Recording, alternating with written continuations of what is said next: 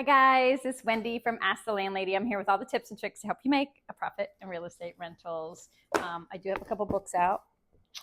Check them out on Amazon. They have all the tips and tricks to help you make that profit, and they tell you all the mistakes I made, how to clarify, correct those so that you can go on and be a better landlord than I am. So check those out. So today I wanted to talk about unusual lease clauses, right? Because a lot of times we use a boilerplate lease. You might use something that you get off of Appfolio or something from TurboTenant or something that another landlord in your town uses, or you've developed your own, or you went through LegalZoom, or your attorney drew one up, all sorts of things. And you make sure when you do your lease, right? I'm sure you've checked your local ordinances, you've checked your state laws, and you make sure you're in compliance with all those before you throw it out there to your tenant. So I'd love to hear how people do their leases. So shoot me a comment. I'd like to see where you got your lease from. And mine, I started out just like most people. I found this lease and then I tried to make it fit my circumstances. And then over the years, like every time something strange happened, they're stealing light bulbs. Dang, I'm gonna put that in the lease.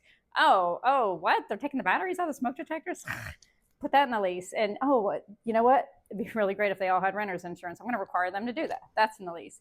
And so every time something came about, something new in fair housing realm, you add to the lease, add the lease, add the lease, and run it through AI, check with your attorney, do all those types of things. But that being said, it is your lease. You're the property owner. This is one chance you have to have some control over what's written down and what you expect from your tenants.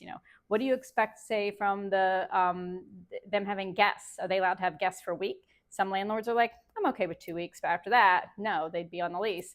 Some people are like, only 1 week. Some people are like, only 3 days. So you get the chance to make those decisions in your lease. And I do know there's some more unusual ones, and I thought I would make a little list and we can have a little conversation about them today, because I'd like to hear about your unusual one too that you have put in there. One is a goldfish only pet policy, right?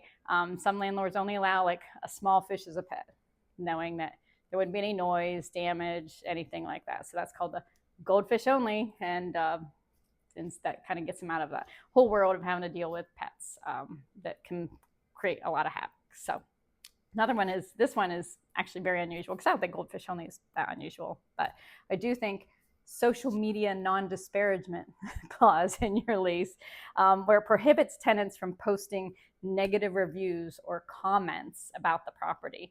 And so if that gets in there, that would be a lease violation, right? And you could point to it and say, you need to leave. Now, I'm not sure whether that's getting a little heavy-handed, and maybe where they would be pretty kind of mad about that and maybe even bash you further or create an anonymous identity and like tear you down. I think that's opening a little bit too much of a can of worms, but that is one some landlords out there do. I'm intrigued. If you do that one, shoot me a comment. I'd love to hear how that goes for you. Mandatory renter's insurance. I think that's probably a good addition to your lease if you don't have it. Is simply requiring them to do that. Now, that doesn't mean, and they put you as a beneficiary. That way, if their hot water tank like floods the apartment and stuff, there's some coverage there for especially their contents. They're going to be mad. And then anytime I've had a situation where a refrigerator has gone bad and somebody calls me up and said, who's going to pay for all these groceries that are sitting here rotting in my refrigerator till you get me the new one? It's like, your renter's insurance policy will, right? So you kind of are able to tell them, go back to your insurance policy and get that from there, because that's not included in our scope of what we're doing here for you with your housing. So that's a good one that you might want to consider, actually, is the mandatory renter's insurance. Another one is some decorations or seasonal decoration restrictions, right? Around political time, it can get pretty crazy in a small town where people are putting out their signs out there, and some of them are using some bad words and stuff like that. So we kind of have a blanket policy, especially at the complexes, that you cannot put out political signs, because it's just, there's too many people there now. There's some single family homes and they have a little bit more freedom to do that, a little bit more ability, especially if they're out and about. But in complexes, we do have that one where you can't have those types of decorations that might become problematic or be offensive to your neighbors and that type of thing. And then some people don't like Christmas decorations up in February, right? And so HOAs are really big on that. And so that's something that some landlords are considering too. Like, I don't want to see that Christmas tree in July when I'm driving by and getting ready to mow their lawn, right? So that's something that you might be considering too.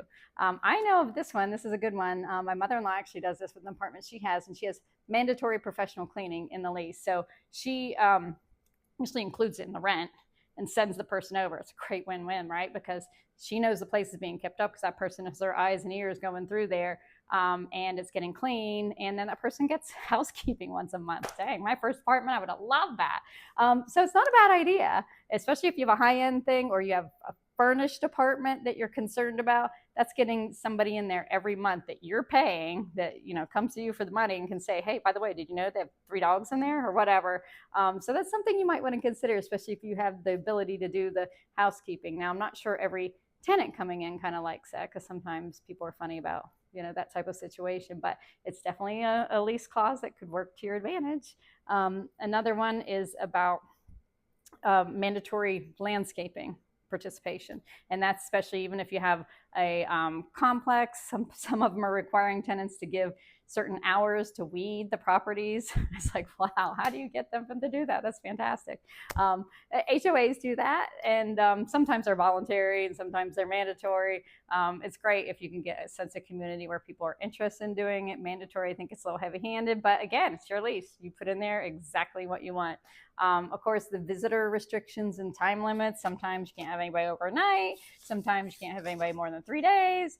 So all those types of things can be in there. So while they might seem odd, and some of them definitely a little high-handed, there is a place for them. Oh, and my last one. Do you know a landlord who does this in student housing? And that is, he only puts the kids on the lease, because there's a different school of thought on that, like whether you have the parents co-sign or whether just the students do, because the parents are really the ones paying with the income. But in a school town, you can certainly do this. And his clause is that if nobody who's not on the lease can call him, if they do, it is a $50 fine. So again, your kid's there's a problem, and you as a parent want to call up and yell at the landlord or say, why are you not fixing the air conditioning? $50, and they just put it AppFolio, stick it right on their accounts for them to pay. So that's, again, I don't know how I feel about that one. As a mother, I was like, what? But as a landlord, I'm like, yeah. So I don't know. You tell me. Shoot me a comment about your unusual lease clauses, because again, it's not easy being a landlord or a landlady, right? So we all should learn from each other, so that we can make the industry better and so that we can all make a profit in rentals. Have a great day.